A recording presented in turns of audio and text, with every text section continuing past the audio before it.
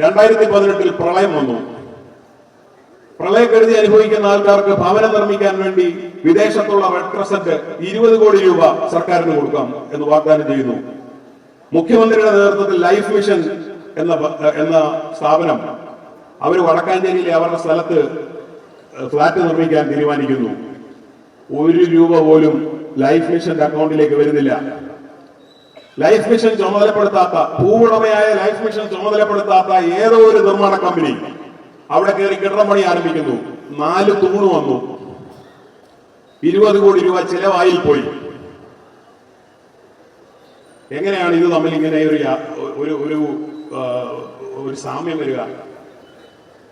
അത് നമ്മൾ ഇവിടെ നിൽക്കുന്ന പോലീസ് ഉദ്യോഗസ്ഥരോട് ചോദിച്ചാൽ പറയും. മോഷ്ടിക്കുന്നവർക്ക് ഒരു പാറ്റേൺ ഉണ്ട്. അതാണ് നമ്മൾ ഈ കണ്ടത്. ഇത് കേരളത്തിന് നഷ്ടപ്പെട്ട തുകയാണ്, ഈ നാടിന് നഷ്ടപ്പെട്ട തുകയാണ്. പക്ഷെ ചോദിക്കാൻ പാടില്ല. അത് ചോദിക്കുന്നവൻ കുത്തിത്തിരിപ്പുകാരൻ, അത് ചോദിക്കുന്നവൻ വലതുപക്ഷ മാധ്യമങ്ങളുടെ കോടാലിക്കൈ, ചരിത്രത്തിന്റെ ചവിറ്റുകൊട്ടയിൽ പോകേണ്ടിവൻ, കുലംകുത്തി.